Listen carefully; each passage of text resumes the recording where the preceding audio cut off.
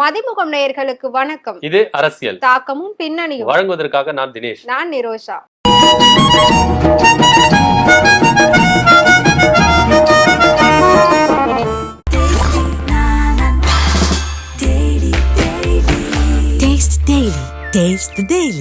அப்புறம் நிரோஷா, இன்னைக்கு அரசியல் எதை பத்தி பேச போறோம்? ரொம்ப பரபரப்பா ஒரு விஷயம் போயிட்டு இருக்கு தினேஷ். நீங்க எதை பத்தி வேற கேட்டுட்டு இருக்கீங்க. என்ன அப்படின்னா, காலையில இருந்து நியூஸை திறந்தாலும் எதை திறந்தாலும் எடப்பாடி பழனிசாமியோட அந்த ஒரு வீடியோ தான் வந்து போய்கிட்டே இருக்கு. என்ன அப்படின்னா, கண்டிப்பா நீங்களும் பார்த்திருப்பீங்கன்னு நினைக்கிறேன். ஒரு செல்போன் வந்து அவர் கன்னத்துல வந்து ஓங்கி பலால்னு அரையாத குறையா வந்து விழுந்துகிட்டு இருக்கு. பட் அது வந்து பாக்கெட்ல இருந்து விழுந்ததா இல்ல யாராவது தூக்கி அடிச்சாங்களான்னு தெரியல. பட் அந்த ஒரு விஷயம் தான் அதிகமா போயிட்டு இருக்கு. என்ன நடந்தது? அதாவது நடந்து முடிஞ்ச நாடாளுமன்ற எலெக்ஷன் தோல்விக்கு அப்புறம் பாத்தீங்கன்னா அதிமுகல நிறைய சேஞ்சஸ் நடந்துட்டு இருக்கு. அதுல ஒரு விதமா பாத்தீங்கன்னா ஒவ்வொரு அணிகளையும் கூட்டு வந்து என்ன பண்றாரு, இவர் வந்து என்ன பண்ணிட்டு இருக்காரு, ஆலோசனைகளை மேற்கொண்டாரு. கட்சியை அடுத்த கட்டத்துக்கு எடுத்து போறதுக்கு ஐடி விங்ஸ் கிட்ட வந்து என்ன பண்ணிருக்காரு, நிர்வாகி கிட்ட ஆலோசனை மேற்கொண்டிருக்காரு. சோ அதன் வந்து என்ன பண்ணிருக்காங்கன்னா, ஐடி விங் அவங்க ஆலோசனை நடத்துறதுக்கு முன்னாடி கட்சி ஆபீஸ் இருக்குல்ல, அங்க வந்து ஒரு டிஜிட்டல் போர்டு வந்து ரெடி பண்றதுக்காக அது திறப்பு விழா நடந்திருக்கு. ஸோ அந்த திறப்பு விழா நடக்கும் போது தான் அவர் மேல வந்து செல்போன் வந்து விழுந்திருக்கு. இது குறித்து வந்து ஐடி விங் என்ன சொன்னாங்கன்னா, அதாவது இது வந்து யாரும் வேணும்ட்டுனே வந்து எரியல, ஒரு இளைஞர் வந்து வீடியோ எடுத்திருந்தாரு. ஏன்னா வந்து கட்சி நிகழ்ச்சிகளை வந்து வீடியோ எடுக்கிறது எல்லாருக்குமே வழக்கம். அது போல எடுத்திருந்தாங்க. இவர் வந்து ஒருத்தர் கையை தட்டி விட்டதுனால அவர் மேல வந்து விழுந்துருச்சு அப்படின்ற மாதிரி ஐடி விங் வந்து என்ன பண்ணிருக்காங்க, சொல்லியிருக்காங்க. ஆனா இது வந்து நிறைய பேர் வேற விதமா பாக்குறாங்க. என்னன்னா, எடப்பாடி பழனிசாமி மேல கோபமா இருந்த தொண்டர் ஒருத்தர் என்ன பண்ணிருக்காரு, செல்போனே போனாலும் பரவாயில்ல அவர் அடிக்கணும் அப்படின்றதுக்காக என்ன பண்ணிருக்காங்க, செல்போனை தூக்கி அடிச்சிருக்காங்க அப்படின்னு. பொதுவா நீங்க விழாக்களை பாத்தீங்கன்னா செருப்பு வந்து அடிப்பாங்க, இல்ல கட்டி வந்து என்ன பண்ணுவாங்க, கல் வீசுவாங்க, இல்ல கட்டி என்ன பண்ணுவாங்க, எதனா கையில கிடைக்கிறது தக்காளி எதனா ஒண்ணு அடிப்பாங்க. ஏன் அப்ப அதிமுக பொதுக்குழு கூட்டத்துல கூட ஓபிஎஸ் மேல வந்து என்ன பண்ணா வாட்டர் பாட்டிலா தூக்கி அடிச்சாங்க. சோ இந்த மாதிரி சம்பவங்கள்லாம் நடக்கும். ஆனா செல்போன் வந்து விழுந்தது வந்து ஒரு பெரிய விஷயமா இருக்கு. இதை பார்த்த நத்தம் விஸ்வநாதன் மூத்த அமைச்சர்களா இருக்காங்கல்ல, யாருப்பா அது எடப்பாடி பழனிசாமி மேல அடிச்சதுன்னு அப்படி இருக்கிற போது எடப்பாடி பழனிசாமி என்ன சொன்னாராம், விடுங்க விடுங்க இது பெருசாக்காதீங்க அப்படின்ற மாதிரி கூட சொல்லியிருக்காங்க. ஏன்னா தெரியாம விழுந்த மாதிரி எல்லாம் இல்ல. அந்த வீடியோ நீங்க ஒத்து பார்த்தீங்கன்னாலே தெரியும், தெரியாம விழுந்த மாதிரி எல்லாம் இல்ல. இப்ப ஒருத்தர் வீடியோ எடுக்கிறாங்க, கை தட்டி விட்டாங்கன்னா அது வந்து தெரியாம வந்து போர்ஸா வந்து விழாது. ஆனா எடப்பாடி பழனிசாமி மேல விழுந்த அந்த செல்போன் அவ்வளவு போர்ஸா வந்து விழுந்திருக்குன்னா யாரோ வேணும்னு அடிச்சிருக்காங்க அப்படின்ற மாதிரி தான் நிறைய பேர் என்ன பண்றாங்க, விமர்சனம் பண்றாங்க. எடப்பாடி பழனிசாமி மேல அதிருப்தியில இருக்கிற ஓபிஎஸ் ஆதரவாளர்களா இருக்கலாம், இல்ல கட்டி அதிமுக ஒன்றிணைணும் அதுக்கு எடப்பாடி பழனிசாமி தடையா இருக்கிறாருன்னு சொல்லிட்டு தொண்டர்களே வந்து என்ன பண்ணிருக்கலாம், எதிர்ப்பு தெரிவிச்சு கோவத்துல வெளிப்பாடா இருந்திருக்கலாம். சோ என்ன எது நம்மளுக்கு தெரியல, அது விசாரணை முடிஞ்ச பிறகுதான் நம்மளுக்கு தெரியும். ஆனா இருந்தாலும் இதை குறித்து வந்து பயங்கரமா வந்து பேசிட்டு இருக்காங்க. ஏன்னா வந்து அந்த அளவுக்கு போர்ஸா வந்து விழுறதுக்கும் யாரும் தீக்கி எரிஞ்சாதான் நான் பண்ண முடியும். போர்ஸா வந்து தட்டி விடுறதுக்கும் எரியறதுக்கும் பயங்கரமான டிஃபரெண்ட் இருக்கு. அந்த வீடியோ பார்த்தால கிளியரா தெரியுது யாரும் எரிஞ்ச மாதிரி தான் இருக்கு அப்படின்ற மாதிரி. சோ அந்த போன் எடுத்தோடனே இந்த போன் யாருதுன்னு அந்த இளைஞர்கள் சொல்லியிருக்காரு, நாங்க வந்து வீடியோ எடுத்திருந்தோம் யாரை தட்டி விட்டாங்க அப்படின்ற மாதிரி தான் ஐடி விங் சார்பா வந்து என்ன பண்ணிட்டு இருக்காங்க, விமர்சனம் கொடுத்துருக்காங்க. ஸோ இது வந்து ரொம்ப பயங்கரமா வந்து அதிமுகலே வந்து பேசும் பொருளாவே இருக்கு. அந்த அளவுக்கு பாதுகாப்பு கம்மியா இருக்கா அப்படின்னு ஒரு சிலர் என்ன சொல்றாங்கன்னா, ஒருவேளை எடப்பாடி பழனிசாமி சீன் கிரியேட் பண்றாரு அது மாதிரி கூட இருக்கலாம் அப்படின்ற மாதிரி கூட சொல்றாங்க. ஸோ பலரும் பல விதமான கருத்துக்களை வச்சுட்டு இருக்காங்க. ஸோ இது வந்து அடுத்த கட்ட நடவடிக்கை என்ன பண்ண போறாங்கன்றத பொறுத்திருந்து பார்க்கலாம். ஸோ கண்டிப்பா, அதாவது செல்போனை வந்து தூக்கி எரிஞ்சவங்க எவ்வளவு டீசென்டானவங்கன்றது தெரியுது. ஏன்னா இந்த மாதிரி கூட்டத்துங்கள்ல வந்து தலைவர்கள் மேலாம் வேற வேற பொருட்கள்லாம் வந்து விழும். சோ ஓரளவுக்கு டீசென்டா வந்து செல்போனை தூக்கி எரிஞ்சிருக்காங்க. பட் தூக்கி எரிஞ்சிருக்காங்களா இல்ல தானா விழுந்துச்சா அப்படின்றது அடி பயங்கரமா விழுந்திருக்குல்ல. செல்போன் வெயிட்டா இருக்கும். எந்த செல்போன் இப்ப வந்து ரொம்ப இலகுவா இருக்கு, ரொம்ப வெயிட்டாவே இருக்கும். அப்ப அந்த அளவு வந்து அடி விழுந்திருக்காங்க, அடி பலமா இருந்திருக்கும் அவருக்கு. ஓகே. சோ இப்ப வந்து நீங்க எடப்பாடி இந்த மாதிரி விஷயம் சொல்லும் போது எனக்கு இன்னொரு விஷயம் ஞாபகம் வருது. என்னன்னா, இபிஎஸ் ஓபிஎஸ் இவங்க ரெண்டு பேர் தான் எப்பவுமே வெசஸ் அப்படின்ற மாதிரி போயிட்டு இருக்கு. இப்போ வந்து சடனா இபிஎஸ்க்கு வந்து ஓபிஎஸ் ரவீந்திரன் வந்து ஆதரவு கொடுக்குறாரு. அதுக்கு ஓபிஎஸ் ரொம்ப ஷாக் ஆயிருக்காரா, என்ன ஆதரவு கொடுக்குறாங்க? செல்போன் விவகாரத்துலதான் அடி விழுந்ததுல எடப்பாடி பழனிசாமி செல்போன் மூலமா அதை கண்டிக்கிற விதமா என்ன பண்ணிருக்காங்கன்னா, ஓபி ரவீந்திரன் அவர்கள், ஓபிஎஸ் உடைய பையன் ரவீந்திரன், முன்னாள் எம்பி, அதிமுகவுடைய முன்னாள் எம்பி, அவர் என்ன பண்ணிருக்காரு, கண்டனம் தெரிவிச்சிருக்காரு. இபிஎஸ்க்கு ஆதரவா ஏன் இந்த மாதிரி செயல்களில் ஈடுபடுறீங்க, அதாவது அரசியல்ல வந்து நம்மளுக்கு வந்து எதிரிகள் இருக்கலாம், கருத்து வேறுபாடுகள் இருக்கலாம், எல்லாமே இருக்கலாம். ஆனா இந்த மாதிரியான ஒரு தரம் கட்ட செயல்ல வந்து ஈடுபடக்கூடாது அப்படின்னு சொல்லிட்டு தொண்டர்களை வந்து கண்டிச்சிருக்காரு. இதுல வந்து யார் தப்பு செஞ்சிருக்காங்களோ அவங்களுக்கு வந்து முழுக்க முழுக்க அந்த தண்டனைகள் கொடுக்கப்படணும் அப்படின்ற மாதிரி ஓபிஎஸ் ரவீந்திரன் வந்து என்ன பண்ணிருக்காரு, எடப்பாடி பழனிசாமிக்கு ஆதரவா வந்து என்ன பண்ணிருக்காரு, ஒரு கண்டன அறிக்கை தெரிவித்திருக்காரு. ஒரு பக்கம் வந்து ஓபிஎஸ் வந்து ஓரங்கட்டி ஒதுக்குனாங்க, ஓபிஎஸ்க்கு மரியாதை இல்ல, ஓபிஎஸ் கட்சி விட்டு நீக்கிட்டாங்க, சோ அங்க வந்து ஓபிஎஸ்க்கான மரியாதை இல்ல அப்படின்னு தெரிஞ்சு கூட ஓபிஎஸ் உடைய பையன் வந்து என்ன பண்ணிருக்காரு, இபிஎஸ்க்கு ஆதரவா பேசியிருக்காரு அப்படின்றதுதான் கொஞ்சம் சலசலப்பா இருக்கு ஓபிஎஸ் டீமுக்கு. ஏன்னா நீங்க பாத்தீங்கன்னா இதே ரவீந்திரநாத் என்ன பண்ணாரு, உதயநிதி ஸ்டாலின் வந்து துணை முதல்வரா பொறுப்பேற்றார்ல, அதுக்கும் வந்து என்ன பண்ணியிருந்தாரு, ஆதரவா தெரிவிச்சிருந்தாரு, வாழ்த்துக்கள்ல தெரிவிச்சிருந்தாரு. சோ அதை கூட வந்து கொஞ்சம் சலசலப்பா பார்த்தாங்க. இப்ப என்னடா இபிஎஸ்க்கு ஆதரவா வந்து பேசுறாரு அப்படின்னு சொல்லிட்டு என்ன பண்றாங்க, ஓபிஎஸ் டீம்ல கொஞ்சம் சலசலப்பு வந்திருக்கு. ஓபிஎஸ்க்கே பெரிய ஷாக்கா இருந்திருக்கு, என்னப்பா இது நம்ம பையன் வந்து இந்த அளவுக்கு இறங்கிட்டாரே அப்படின்ற மாதிரி. ஏன்னா ஒரு பக்கம் டீம் சேரணும் அப்படின்னு சொல்லிட்டு ஒரு பக்கம் கங்கண கட்டி அலைஞ்சிட்டு இருக்காங்க ஓபிஎஸும் சசிகலா எல்லாருமே. ஆனா இபிஎஸ் வந்து பிடிவாதமாவே இருக்காரு, என்னதான் நடக்கட்டுமே இவங்களை நான் சேர்த்துக்கவே மாட்டேன்னு சொல்லிட்டு ஒத்த காலில நிக்கிறாரு. சோ ஆனா ரவீந்திரநாத் என்ன பண்ணிருக்காரு, இபிஎஸ்க்கு ஆதரவா என்ன பண்ணிருக்காரு, கண்டனம் தெரிவிச்சிருக்காரு. சோ இதை வந்து பயங்கரமா வந்து ஒரு சிலர் வந்து ஷாக்கிங் நியூஸா பார்த்தாலும் ஒரு சிலர் என்ன பண்றாங்கன்னா இது அரசியல் யுக்தி அப்படின்ற மாதிரி கூட என்ன பண்றாங்க பாக்குறாங்க. அதாவது இபிஎஸ்க்கு ஆதரவா செயல்பட்டு அவருடைய மனசை கவர பாக்குறாரோ, சோ இது மூலியமா அதிமுக ஒன்று சேர்த்தலாம் அப்படின்னு சொல்லிட்டு ஓபிஎஸ் ரவீந்திரன் வந்து என்ன பண்றாரு, துண்டு போடுறாரோ அப்படின்ற மாதிரி சொல்றாங்க. ஆனா எதுக்கும் அஞ்சாதவர் தான் நம்ம இபிஎஸ். நீங்க என்னதான் இறங்கி வந்தாலும் அவர் வந்து கண்டிப்பா வந்து சேர்த்துக்க மாட்டேன் அப்படின்னு ஒத்த கால நிக்கிறாரு.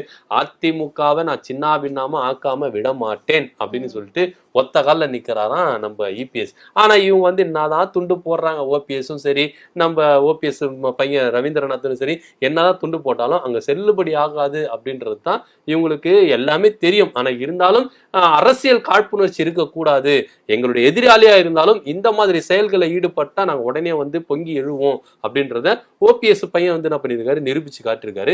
எங்களுக்கு வந்து எதிரிகள் பகைகள் அப்படிலாம் இல்லைங்க, அரசியல்ல வந்து காழ்ப்புணர்ச்சி இருக்கக்கூடாது, கருத்து வேறுபாடுகள் இருக்கலாம், காழ்ப்புணர்ச்சி இருக்கக்கூடாது அப்படின்றதுதான் எங்களுடைய கோட்பாடு. ஜெயலலிதா எம்ஜிஆருடைய கோட்பாடா இருக்கு, அவங்க வழியில வந்து நாங்க இது மாதிரி செயல்படுறோம் அப்படின்ற மாதிரி ஓபிஎஸ் அவருடைய மகனுடைய தரப்புல வந்து என்ன பண்ணிருக்காங்க, இந்த மாதிரி விளக்கங்கள் கொடுத்திருக்காங்க.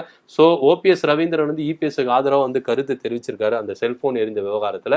சோ இதனால வந்து ஒரு இணக்கமான சூழ்நிலை போகுமா போகாதான்றத பொறுத்திருந்து பார்க்கலாம். கண்டிப்பா அதிமுகல நிறைய விஷயங்கள் வந்து நாளுக்கு நாள் நடந்துகிட்டே இருக்கு அப்படின்னு சொல்லலாம். ஸோ அது எல்லாமே வந்து பாத்தீங்கன்னா ஒளிவும் மறைவுமா நடந்துகிட்டு இருக்கு. ஏன் நடக்குது, எப்படி நடக்குது, எங்க இருந்து நடக்குதுன்ற தெரியல. பட் ஏதோ நடந்துட்டு இருக்கு. இதோட ஃபைனல் ரிசல்ட் என்ன அப்படிங்கிறது தான் வந்து எல்லாரோட எதிர்பார்ப்புமே அப்படின்னு சொல்லலாம். அதிமுகனாலே இப்போ வந்து எதிர்பார்ப்பு, ஒரே வார்த்தையில சொல்லணும் அப்படின்னா. அப்புறம் தினேஷ், நாளுக்கு நாள் வந்து இந்த லட்டு விவகாரத்தை பத்தி ஒவ்வொருத்தரும் வந்து மனம் திறந்து பேசிக்கிட்டு இருக்காங்க. ஸோ அந்த வகையில சுகிசிவம் இருக்காருல, அவர் என்ன சொல்லியிருக்காரு அப்படின்னா, ஜெகன்மோகன் ரெட்டி வந்து பல லட்சம் பக்தர்களோட உணர்வு பூர்வமான ஒரு விஷயத்த பேசினதே ஃபர்ஸ்ட் தப்பு. அது மட்டும் இல்லாம மத கலவரத்தை தூண்டுற மாதிரி ஜெகன்மோகன் ரெட்டி வந்து கிறிஸ்தவர் அப்படின்னு சொல்றது இன்னும் பெரிய தப்பு. இது வந்து ஒரு ஒரு ஒரு நல்ல இதுக்கான ஒரு அடையாளமே இல்ல அப்படின்ற மாதிரி சொல்லியிருக்காரு. ஆமா, இந்த விவகாரம் வந்து முடிஞ்சிருச்சு அப்படின்னு நம்ம நினைச்சோன்னா அது வந்து கமா போட்டு ஆரம்பிச்சுட்டே இருக்காங்க அப்படின்ற மாதிரி சொல்லலாம். சுப்பிரமணிய சுவாமியும் அதே மாதிரி ஜெகன்மோகன் ரெட்டி கட்சியை சேர்ந்த ஒரு எம்பி வந்து என்ன பண்ணியிருக்காரு, உச்சநீதிமன்றத்துல வந்து என்ன பண்ணிருக்காங்க, இந்த விசாரணை நடத்தணும், இந்த லட்டு விவகாரத்துல வந்து விசாரணை நடத்தணும் அப்படின்ற மாதிரி கேஸ் போட்டாங்க. அதுல உச்சநீதிமன்றம் வந்து சரமாரியமா கேள்வி கேட்டுச்சு நம்ம சந்திரபாபு நாயுடு. சோ இந்த விவகாரத்துல வந்து எல்லாருமே வந்து என்ன பண்ணிருக்காங்க, கருத்து சொல்லிட்டே வராங்க. இதுல முக்கியமா சுகிசிவம் வந்து என்ன பண்ணிருக்காரு, ஒரு கருத்து சொல்லியிருக்காரு. அதாவது மாட்டு கொழுப்பு, பன்றி கொழுப்பு, மீன் எண்ணெய் இதெல்லாம் கலந்துருது, இது சரியா தவறா இதெல்லாம் ஒரு புறம் இருக்கட்டும், ஆனா கடவுளை வச்சு நம்ம அரசியல் பண்ணலாமா, இது சரியா தவறா அப்படின்ற மாதிரி ஒரு கேள்வி கேட்டிருக்காரு. இன்னொன்னுனா எல்லாருக்குமே கடவுள் மேல ஒரு நம்பிக்கை இருக்கும். அதுவும் இல்லாம பேரு நம்ம கோயிலுக்கு போனா பிரசாதங்களும் தருவாங்க, அதை வாங்கி சாப்பிட்டா நிறைய பேருக்கு என்ன ஆகுனா நிறைய பேருக்கு நன்மைகள் அடைஞ்சிருக்காங்க. சோ அந்த நம்பிக்கையில் வந்து என்ன பண்றாங்க, கடவுள் மேல எப்பவுமே நம்பிக்கை, இந்த வழிபாடு அப்புறம் வந்து கோயில் சாமி இது மாதிரியான வந்து என்ன பண்ணிருக்கோம்னா வழிபாடு அந்த நம்பிக்கை இருக்கும். ஆனா இந்த நம்பிக்கையில சந்திரபாபு நாயுடு அவர் வந்து என்ன பண்ணிருக்காருன்னா எந்த அளவுக்கு வந்து இறங்கி அடிச்சிருக்காரு பாருங்க, மக்கள் மேல எந்த அளவுக்கு வந்து அவர் வந்து இந்த மாதிரியான ஒரு காழ்ப்புணர்ச்சி ஏற்படுத்தியிருப்பாரு. இது வந்து மூத்த அரசியல்வாதியான சந்திரபாபு நாயுடுக்கு அழகா அப்படின்ற மாதிரி பயங்கரமா கேள்வி கேட்டிருக்காரு. இன்னொரு விஷயம் என்ன சொல்லியிருக்காருன்னா, ஒரு கலவரத்தை வந்து தூண்டி விட்டுறலாம், அது ரொம்ப ரொம்ப ஈஸி. ஆனா அந்த கலவரத்தால தூண்டி விட்டு வன்முறைகள் அதிகமாகி திருப்பியும் அதை அடக்கணும்னா அது ரொம்ப கஷ்டம். அதனால வன்முறையை வந்து நீங்க தூண்டி விட்டுறலாம், அது ரொம்ப ரொம்ப ரொம்ப ஈஸி. அதே நீங்க கட்டுக்குள்ள கொண்டு வரணும்னா ரொம்ப வந்து கஷ்டம். இந்த வேலையை தான் சந்திரபாபு நாயுடு வந்து என்ன செய்யறாரு, செஞ்சிருக்காரு. அவருக்கு வந்து அரசியல் எதிரின்ற ஒருத்தர் இருக்காரு. ஜெகன்மோகன் ரெட்டி அப்படின்ற ஒரு எதிரியை தாக்குறதுக்காக இவரு லட்டு விவகாரத்தை கையில எடுத்தது வந்து ரொம்ப சென்சிட்டிவா போயிருச்சு. ஏன்னா இது வந்து மக்கள் நம்பிக்கைக்குள்ள ஒரு விஷயம் அப்படின்னு. சோ இதுல வந்து அறிக்கை வந்துருச்சா, இதுல தப்பு இருக்கா இல்லையா அப்படின்னா அறிக்கை எதுவுமே வரவே இல்லை. இவர் கையில ஆதாரம் எதுவுமே இல்லை. ஆனா அதுக்கு முன்னாடியே வந்து என்ன பண்ணிருக்காரு, பொதுவெளியில வந்து இது மாதிரி விஷயம் பேசிருக்காரு. இதைதான் உச்ச நீதிமன்றம் கூட கண்டிச்சிருக்கு அப்படின்ற மாதிரி அவர் சுட்டி காட்டி பேசியிருக்காரு. சோ இந்த விவகாரம் எல்லாம் இருக்கும் பொழுது ஜெகன்மோகன் ரெட்டி ஒரு கிறிஸ்தவர் அப்படின்றது மதச்சாயத்தை பூசி மத கலவரத்தை தூண்டுற விதமா இவர் ஒரு மூத்த அரசியல்வாதியா இவர் இருக்கிறது வந்து ரொம்பவே ஒரு வெட்கக்கேடான ஒரு செயலா இருக்கு அப்படின்ற மாதிரி சொல்லியிருக்காரு. இன்னொன்னு, அரசியல்ல வந்து இவர் எந்த அளவுக்கு கீழே இறங்கி அடிப்பாரு அப்படின்றது எல்லாருக்குமே தெரியும். சுகிசிவம் என்னன்னு சொல்லியிருக்காருன்னா, 4ஆம் கட்ட அரசியல்வாதி மாதிரி சந்திரபாபு நாயுடு வந்து நடந்திருக்காரு. அவர் ஒரு மூத்த அரசியல்வாதி, ஆந்திராவோட முதலமைச்சர், அரசியலமைப்பு சட்டத்துக்கு உட்பட்டவராக இருந்தும் 4ஆம் கட்ட தலைவர் மாதிரி இவர் என்ன பண்ணிருக்காரு, அரசியல் செஞ்சிருக்காரு. இது அவருக்கு அழகு இல்லை அப்படின்ற மாதிரி சொல்லி. இன்னொன்னா, நீங்க சந்திரபாபு நாயுடு ஆழமா நீங்க யோசிச்சு ஆய்வு செஞ்சீங்கன்னா சந்திரபாபு நாயுடு எந்த அளவுக்கு வந்து என்ன பண்ணிருக்காரு, ஆந்திர மக்கள் கடவுளாகவே பார்த்த NT ராமாராவுக்கு எந்த அளவுக்கு வந்து அவர் துரோகம் செஞ்சிருக்காரு அப்படின்றதெல்லாம் வந்து யோசிச்சு பார்க்கணும். ஏன்னா ஆந்திரால தெலுங்கு தேசம்ன்ற ஒரு கட்சியை கட்டமைச்சு ஆந்திர மக்களுக்கு நன்மை செஞ்சு ஆந்திர மக்கள் கடவுளாகவே பாவிச்சு கடவுளாகவே கும்பிட்ட NT ராமாராவுக்கு இவர் வந்து எந்த அளவுக்கு துரோகம் செஞ்சிருக்காரு, எந்த அளவுக்கு வந்து இவர் வந்து தீங்கு செஞ்சிருக்காருன்றத கொஞ்சம் நினைச்சு பார்க்கணும். ஸோ அப்படிப்பட்ட ஆளு தான் வந்து சந்திரபாபு நாயுடு. ஸோ இந்த விவகாரத்தை வந்து இவர் வந்து எடுத்துக்கிறது வந்து ஜெகன்மோகன் ரெட்டிக்காக மாத்திரம் இல்ல, பாஜகவுக்கும் எதிரியாவும் தான் இவர் பண்றாரு. பாஜகவை எகிரி அடிக்கணும் அப்படின்றதுக்காகத்தான் இவர் இந்த விவகாரத்தை கையில் எடுத்திருக்காரு. ஸ்கெட்சி வந்து ஜெகன்மோகன் ரெட்டிக்கு இல்ல, பாஜக தான் முழுக்க ஸ்கெட்சி அப்படின்றத சுகிசிவம் வந்து என்ன பண்ணிருக்காரு, பயங்கரமா பேசியிருக்காரு. சோ இதெல்லாம் ஒரு புறம் இருந்தாலும் லட்டு விவகாரம் ரொம்ப சென்சிட்டிவாவே போயின்னு இருக்கு அப்படின்ற மாதிரி சொல்லலாம். ஆனா ஒண்ணு, இதுல ஆழம் தெரியாம காலை விட்டாரு நம்ம சந்திரபாபு நாயுடு அப்படின்ற மாதிரி சொல்லிருக்காரு. இன்னொன்னு என்ன சொல்லியிருக்காங்கன்னா, ஜெகன்மோகன் ரெட்டி ஒரு கிறிஸ்தவர் அப்படின்னு சொல்லிட்டு என்ன பண்ணிருக்காரு, இவர் பதிவு பண்ணிருக்காரு, மத பிரச்சனையை தூண்டுற விதமா என்ன பண்ணிருக்காரு, பேசியிருக்காரு அப்படின்ற மாதிரி சொல்லியிருக்காரு. ஏன்னா மதன்றது வந்து எல்லாருக்குமே வந்து பொது, அவங்கவுங்க மதத்துல அவங்கவுங்க என்ன பண்ணுவாங்க, நம்பிக்கையா இருப்பாங்க. சோ இந்த நம்பிக்கையை நீங்க வந்து குலைக்கிற விதமா, அந்த நம்பிக்கையை உடைக்கிற விதமா இது மாதிரி கடவுள் எடுத்து வந்து அரசியல வந்து கலக்கவே கலக்காதீங்க. அந்த ஆன்மீகன்ற ஒரு இதுல போகுதுன்னா அது தனியா போயிடும். அரசியல் ஒண்ணு பண்ணா இருக்கணும். நீங்க கடவுள் எடுத்து வந்து அரசியல் செய்யணும்னு நினைச்சீங்கன்னா நீங்க வந்து இருக்க முடியாது. அதுதான் நிதர்சனமான உண்மை அப்படின்றதான் அவர் தெள்ள தெளிவா சொல்லியிருக்காரு. சோ ஆழம் தெரியாம மாட்டிக்கிட்ட நம்ம சந்திரபாபு நாயுடு மீண்டு வருவாரா இல்ல அதிலே மூழ்கி போவாரா அப்படின்றது இல்லைன்னா இது வந்து பயங்கரமா வந்து சென்சிட்டிவா போயிட்டு இருக்கு.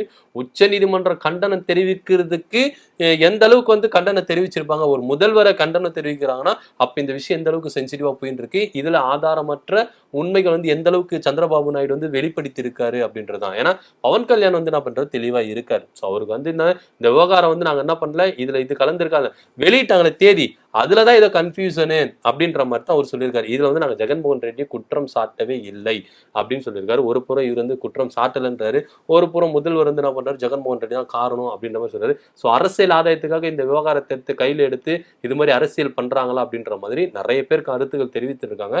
உச்ச நீதிமன்றமும் அதான் கண்டிச்சிருக்கு. நெருப்புனா வந்து வாய் சுற்ற போறது கிடையாது. அதனால ஒரு விஷயத்த வந்து ஒரு புனிதமான ஒரு விஷயத்துல இந்த மாதிரி ஒரு கலப்படம் இருக்குன்னு சொன்னா அதோட புனித தன்மை வந்து மனசளவுல வேணா மாறலாம், ஆனா உண்மையா வந்து மாறவே மாறாது. ஸோ எப்பவுமே வந்து திருப்பதி தான், லட்டு தான், இப்படிதான் வந்து ஃபைனலா வரும் அப்படின்னு நினைக்கிறேன். ஸோ பார்ப்போம் இன்னும் தொடர்ந்து இவங்க அரசியல் ஆதாயத்துக்காக, அரசியல் பழி வாங்குறதுக்காக என்னென்ன பண்ண போறாங்க அப்படின்னு சொல்லிட்டு. இன்னொரு ஒரு ஹாட் டாபிக் தினேஷ், முக்கியமான ஒரு விஷயம் நான் மறந்துட்டேன். என்ன அப்படின்னா, சீமான் வாயை திறந்தாலே கான்ட்ரவர்சி, சீமான் நாம் தமிழர் கட்சி. ஸோ அந்த கட்சியில இருந்து இப்போ ஒரு சில முக்கியமான தொண்டர்கள், நிர்வாகிகள்லாம் வந்து விலகி இருக்காங்களாம். என்ன அப்படின்னா, எங்களை ஏமாத்திட்டாரு அப்படின்னு ஒரு வார்த்தை சொல்லியிருக்காங்க. என்ன ஆச்சு, என்ன ஏமாத்தினாரு? கழுத தேஞ்சு கட்டெரும்பு ஆயிடுச்சுங்க அப்படின்ற மாதிரிதான். அதாவது வளர்ந்து வர டைம்ல வந்து என்ன பண்ணிருக்காங்க, இப்ப திருப்பி என்ன பண்ணிருக்காங்க, தேஞ்சு கீழே போறாங்க அப்படின்றதுக்கு ஒரு சிறந்த உதாரணமா இருக்குது நம்ம நாம் தமிழர் கட்சி சீமான் அவர்கள். அவர் வந்து என்ன பண்ணிருக்காங்கன்னா, அந்த வந்து ராணுவ கட்டுப்பாடு அப்படின்ற மாதிரிலாம் பயங்கரமா வந்து பில்டப்லாம் குத்துந்தாங்க. ஆனா கட்சியில இருந்து விலகியவர்கள் எல்லாமே என்ன பண்ணாங்கன்னா, சீமான் மேல வந்து பகிரங்கமா குற்றச்சாட்டு வைக்கிறாங்க. இன்னொரு விஷயம் என்ன சொல்றாங்கன்னா, கட்சி வந்து அவர் பேர்லயே இல்லைங்க, பாக்கியராஜ் அப்படின்ற ஒரு பேர்ல இருக்கு. ஏன்னா கட்சியில இருக்கிற நிதிகள் எல்லாம் வந்து என்ன பண்ணாங்க, தனி மனிதனுக்காக சுயலாபத்துக்காக அவர் வந்து என்ன பண்ணிட்டாரு, எழுதி வச்சுட்டாரு. அதே மாதிரி கட்சிக்காக நாங்க வந்து எவ்வளவு கொடுத்துருக்கோம், எவ்வளவு செஞ்சிருக்கோம், ஏன்னா எங்களை வந்து ஒரு பொருட்டாவே மதிக்கல, நாங்க அடிமையாவே இருந்திருக்கோம், எங்களுக்கு எந்த ஒரு சுயலாபமும் இல்லாம நாங்க வந்து என்ன பண்ணோம், கட்சிக்காக உழைச்சோம், இளமையெல்லாம் நாங்க என்ன பண்ணோம், கொடுத்தோம். ஆனா இது இந்த அளவுக்கு வந்து நாம் தமிழர் கட்சி ஒருங்கிணைப்பாளர் சீமான் வந்து இந்த அளவுக்கு தரம் தாழ்ந்து போவாரா அப்படின்ற மாதிரி பகிரங்கமா வந்து என்ன பண்ணிருக்காங்க, குற்றம் சாட்டிருக்காங்க. கிருஷ்ணகிரி மண்டல ஒருங்கிணைப்பாளர் கரு பிரபாகரன் வந்து பண்ணிருக்காரு இந்த குற்றச்சாட்டை முன் வச்சிருக்காரு. இன்னொரு விஷயம் என்னன்னா, நீங்க சமீபமா பாத்தீங்கன்னா நாம் தமிழர் கட்சியில காளியம்மாள் விவகாரம், இவர் வந்து என்ன பண்ணிருக்காரு, பேசி இந்த ஆடியோ எல்லாம் வெளியாகி பயங்கர பரபரப்பா போச்சு. இந்த காளியம்மா விவகாரத்துல கூட யாருன்னா வளர்ந்து வரக்கூடாதுங்க, சீமானுக்கு வந்து மெயின் என்னன்னா, யாருன்னா ஒருத்தவங்க கட்சியில தன்னை மீறி வளர்ந்துறாங்கன்னா அவங்களை அப்படியே அமுக்குறாரு. ஒன்னு அவங்களை விட்டு என்ன பண்றாரு, எந்த ஒரு அறிவிப்பு இல்லாம அவங்களை வந்து கட்சியை விட்டு என்ன பண்றாரு, தள்ளி வச்சிருக்காரு அப்படின்னு. ஏன்னா காளியம்மாள் கூட என்ன பண்ணாங்கன்னா, உனக்குன்னு ஒரு கூட்டம் சேர்த்துக்கிறியா, நீனும் அவ்வளவு பெரிய ஆளா, நானா ஒன்னும் இல்ல, நானா இப்படி பண்ண அப்படி இப்படின்னு சொல்லிட்டு பயங்கரமா வந்து என்ன பண்ணாங்க, சீமான் வந்து பேசுனா அந்த ஆடியோ எல்லாம் சொல்லியிருந்தாங்க. சோ இதனால வந்து மன உளைச்சல் இருந்தாங்க நம்ம காளியம்மா. அதுக்கான கட்சி நிகழ்ச்சியில கலந்துக்கல, வெளியில பொது வெளியில வரல, எதுவுமே இல்லாம ஒதுங்கியே நின்றுந்தாங்க. அவங்கள கட்சி மாற போறாங்க அப்படின்ற மாதிரி பேசினாங்க. இதுக்கு முன்னாடி நீங்க பாத்தீங்கன்னா ராஜீவ் காந்தியா இருக்கட்டும், இல்ல கல்யாண சுந்தரமா இருக்கட்டும், இவங்க எல்லாம் முன்னோடிகள், இவங்க எல்லாம் வந்து என்ன பண்ணிருக்காங்க, கட்சியை விட்டு வெளியே போயிருக்காங்க. ஏன்னா சீமான் அவர்களுடைய சுயரூபம் தெரிஞ்சதுனால. ஏன்னா தம்பிகள் வந்து என்ன பண்றாங்க, சீமான் சீமான் சீமான் சொல்லி கண்மூடித்தனமா இருக்காதீங்க, நீங்க முழிச்சுக்குங்க அப்படின்ற மாதிரி தான் கரு பிரபாகரன் சொல்லியிருக்காரு. ஏன்னா நான் 18 வயசுக்கு இந்த கட்சியில வந்தேன், எனக்கு இப்போ 34 வயசு, அது கிட்டத்தட்ட என் இளமையே போயிருச்சு, அந்த அளவுக்கு நான் கண்மூடித்தனமா இருந்தேன். இதுக்கப்புறம் இளைஞர்கள் வந்து சீமான் கட்சியில போகாதீங்க, சீமானை நம்பி ஏமாறாதீங்க அப்படின்ற மாதிரி அவர் பகிரங்கமா சொல்லியிருக்காரு. இன்னொன்னா இந்த கட்சியும் கட்சி நிர்வகிக்கிற எல்லா அமௌண்ட் வந்து என்ன பண்றதுன்னா, கட்சி அவர் பேர்ல இல்லவே இல்லை, வேற ஒருத்தர் பேர்ல தனிப்பட்ட பேர்ல இருக்கு அப்படின்ற மாதிரி சொல்லியிருக்காரு. குடும்ப அரசியலை இப்பவே வந்து என்ன பண்றாரு, எதிர்க்கு அப்படின்னு சொல்லிட்டு குடும்ப அரசியல் அவர் வந்து என்ன பண்றாரு, உள்ள வந்து முக்கியத்துவப்படுத்துறதுக்கான வேலைகள் நிறைய நடக்குது. கட்சிக்காக உழைச்ச முன்னோடிகள் எங்களை வந்து முன்னாடி நிறுத்த அவருக்கு மன விரோதம் வரல. யாருன்னா கட்சியில வந்து வளர்ந்துறாங்கன்னா உடனே அவங்க வந்து என்ன பண்றாங்க, ஒதுக்கி வைக்கிறாங்க, கட்சி விட்டு நீக்கி போடுறாங்க, உடனே அவரை வந்து திட்டி என்ன பண்றாங்க, பேசுறாங்க. சோ இந்த மாதிரியான வேலைகள் எல்லாம் வந்து என்ன பண்ணுது, நாம் தமிழர் கட்சியில நடக்குது அப்படின்னு மாதிரி சொல்லியிருக்காரு. சோ இன்னொரு விஷயம் என்ன சொல்லியிருக்காருன்னா, இவர் வந்து பொது மேடையில வந்து அதிமுக காரன் இப்படி, திமுக காரன் இப்படி, அவங்க இப்படி இவங்க இப்படின்னு வாய்க்கு வந்த மாதிரி எல்லாம் பேசுறாரு. ஏன்னா இது வந்து நகர்ப்புற அரசியல்ன்றது வேற, கிராமப்புற அரசியல்ன்றது வேற. ஏன்னா கிராமப்புறத்துல ஜாதி பார்ப்பாங்க, மதம் பார்ப்பாங்க அப்படின்னு சொல்லி. ஏன்னா இப்ப திமுக அதிமுக எங்க மாமா மச்சான்களே இருப்பாங்க, அவங்க கிட்டே நாங்க பேச முடியாது, இவர் இது மாதிரி பேசிட்டு போயிடுவாரு, நாங்க பேச முடியாது அப்படின்னு. ஆனா இவர் இப்படி பேசிட்டு திமுக காரங்க கல்யாணத்துக்கு போவாரு, அதிமுக காரங்க கல்யாணத்துக்கு போவாரு, அவங்க வீட்டு கல்யாணத்துக்கு போவாரு, இங்க வீட்டு கல்யாணத்துக்கு இவர் போயிட்டு ஜாலியா என்ன பண்ணுவாரு, கை குலுக்கி நல்லா பண்ணுவாரு. இதுவே நாங்க எங்க மச்சான் எங்க மாமாலாம் திமுக அதிமுக மற்ற மாற்று கட்சியில இருப்பாங்க, அவங்க சொந்தக்கார கல்யாணத்துக்கு நாங்க போனா கூட இவனப்பா திமுக காரன் சேர்ந்துட்டான், இவனப்பா அதிமுக காரோட சேர்ந்துட்டான் அப்படின்னு சொல்லிட்டு என்ன பண்ணுவாரு, உடனே எங்க மேல நடவடிக்கை எடுப்பாரு. அவரு பண்ணா தப்பு இல்ல, நாங்க பண்ணா தப்பு அப்படின்ற மாதிரி எல்லாம் பயங்கரமா விமர்சிச்சிருக்காரு. சோ நாம் தமிழர் கட்சியில வந்து இந்த அளவுக்கு தான் வந்து என்னன்னா சீமான் வந்து சர்வாதிகார போக்குல நடந்துட்டு இருக்காரு அப்படின்னு. அதுவும் இல்லாம சொல்லிருக்காரு, எங்கெங்கெல்லாம் போவாரு, கட்சி நிகழ்ச்சிக்கெல்லாம் போவாரு, காசு கொடுக்குறோம் கட்சி நிகழ்ச்சிக்கெல்லாம் போவாரு, கல்யாணத்துக்கு போவாரு, எல்லாமே போவாரு. ஆனா சொந்த கட்சிக்கார நிகழ்ச்சிக்கு வானா வரமாட்டாரு, ஃபண்ட் எடுத்துன்னு வந்தியா, நிதி எடுத்துன்னு வந்தியா அப்படின்னு தான் கேட்கிறாரு. பயங்கரமா இது பண்றாருங்க அப்படின்னு சொல்லிட்டு நாம் தமிழர் கட்சி கிருஷ்ணகிரி மண்டல ஒருங்கிணைப்பாளர் கரு பிரபாகரன் தெல்ல தெளிவா சொல்லியிருக்காரு. சோ நாம் தமிழர் கட்சியில இந்த அளவுக்கு வந்து ஒரு சர்வாதிகார போக்க நாம் தமிழர் கட்சி மாநில ஒருங்கிணைப்பாளர் சீமான் அவர்கள் வந்து என்ன பண்றாரு, கடைபிடிச்சுட்டு இருக்காரு. இதுதான் சீமானுடைய முழு உருவம். இதை வந்து தெரியாம நிறைய தம்பிகள் வந்து என்ன பண்றாங்கன்னா, அண்ணே அண்ணே அண்ணே அப்படின்னு சொல்லிட்டு பின்னாடி ஓடி தன்னுடைய வாழ்க்கையை வந்து பண்றாங்க, சீரடிச்சுக்கிறாங்க அப்படின்ற மாதிரி தான். ஏன்னா எல்லா கட்சியிலும் வந்து ஏற்ற இறக்கங்களும் இருக்கதாங்க செய்யும், இல்லாமலாம் இல்லைங்க. ஆனா நாம் தமிழர் கட்சியில பயங்கரமா போயிட்டு இருக்கு. அதுதான் இங்க உள்ளடி வெளியே. ஏன்னா அவர் வந்து ராணுவ கட்டுப்பாடுன்னு சொல்றாரு. ஆனா இங்க ராணுவ கட்டுப்பாடெல்லாம் இல்லைங்க, ஒன் மேன் ஆர்மி, அதுதான் அவர் மட்டும் தாங்க. அவரு அவங்க குடும்பத்தை உள்ள கொண்டு வர போறாரு அப்படின்ற மாதிரி பயங்கரமா சொல்லிட்டு இருக்காரு. நிறைய பணம் எல்லாம் ஏமாத்திட்டாங்க, நான் நிறைய உழைச்சிருக்கேன், என் சொத்தை வித்துருக்கேன், எனக்கு இன்னும் எல்லாமே வித்துருக்கேன், எல்லாமே செஞ்சிருக்கேன், ஆனா இவங்க வந்து இது பண்ணல அப்படின்ற மாதிரி பயங்கரமா சொல்லி இன்னும் நிறைய பேர் வெளியே வரது காத்துட்டு இருக்காங்க. இப்ப லாஸ்டா வந்து காளியம்மா வந்து என்ன பண்ணாங்க, காலி பண்ணாங்க. இப்ப என்ன காலி பண்ணிருக்காங்க, இன்னும் நிறைய பேர் இருக்காங்க. இவரை தவிர்த்து வேற யாரும் வந்து மேல வந்துடக்கூடாது அப்படின்றது தெல்ல தெளிவா இருக்கு. இப்படி இருந்தா கட்சி வளராது. கட்சி ஒரு அந்தஸ்து, மாநில அந்தஸ்து வந்தோடனே கட்சியில இருக்கிற நிர்வாகிகள்லாம் வந்து என்ன பண்றாங்கன்னா வெளியேறி வராங்கன்னா, அப்ப உண்மையிலே நாம் தமிழர் கட்சிக்குள்ள பயங்கர அரசியல் போயின்னு இருக்கு, உட்கட்சி பூசல் அரசியல் பயங்கரமா போயின்னு இருக்கு அப்படின்றதுதான் நிதர்சனமான உண்மையா இருக்கு. சோ இனி வரும் காலங்கள்ல நாம் தமிழர் கட்சியில சேர போற இளைஞர்கள் இல்ல இருக்கிற இளைஞர்கள் தம்பிகள் வந்து நீங்க வந்து என்ன பண்ணணும், உஷாரா இருந்துக்கணும் அப்படின்றது தான். உங்க அண்ணனை பத்தி நீங்க நல்லா தெரிஞ்சுக்கங்க. தெரிஞ்சுக்கிட்டு அதுக்கப்புறம் அவர் கூட பயணிக்கணுமா வேண்டாமா அப்படின்றத நீங்களே முடிவு பண்ணிக்க. கண்டிப்பா. சோ அதாவது சூப்பர் ஸ்டார் வந்து ஒரு படத்துல சூப்பரா டயலாக் சொல்லியிருப்பாரு. வெளிநாட்டுக்காரன் வந்து வேலை செய்யலன்னா செத்து போயிடுவான். சீனாக்காரன் வந்து புதுசா ஏதாவது கண்டுபிடிக்கலன்னா செத்து போயிடுவான் அப்படின்னு. சோ அந்த மாதிரி தமிழ்நாட்டுக்காரன் வந்து பேசலன்னா செத்து போயிடுவான் அப்படின்னு. சோ அந்த மாதிரி இவங்க வந்து பேசியே வந்து கான்ட்ரவர்சி ஆகிட்டு இருக்காங்க. சோ நாம் தமிழர் கட்சி பிளஸ் சீமான் இது ரெண்டும் சேர்ந்து எந்த அளவுக்கு அடுத்த லெவலுக்கு போக போகுது, அவங்க அதை எந்த அளவுக்கு கொண்டு போக போறாங்க அப்படின்றது வந்து ஒரு ஒரு வேடிக்கையாக இருக்கு அதை பாக்குறதுக்கே அப்படின்னு தான் சொல்லணும். சோ எதிர்பார்ப்புன்னு சொல்றதை விட கேளிக்கை வேடிக்கை அப்படின்னு தான் சொல்லலாம். சோ இன்னைக்கு நம்ம அரசியல் நிகழ்வோட இறுதி பகுதிக்கு வந்துட்டோம். நாளைக்கு அரசியல் நடக்கிற சுட சுட நிகழ்வுகள் வந்து நம்ம அரசியல் நிகழ்ச்சியில அலசி ஆராயும். அதுக்கு முன்னாடி நீங்க பண்ண வேண்டியதெல்லாம் ஒண்ணே ஒண்ணுதான். இந்த நிகழ்ச்சியை பத்தின உங்களுக்கு கருத்து என்ன அப்படிங்கிறது எனக்கு மறக்காம கமெண்ட் பாக்ஸ்ல கமெண்ட் பண்ணுங்க. நன்றி, வணக்கம். நன்றி, வணக்கம். Taste the Daily. Taste the Daily.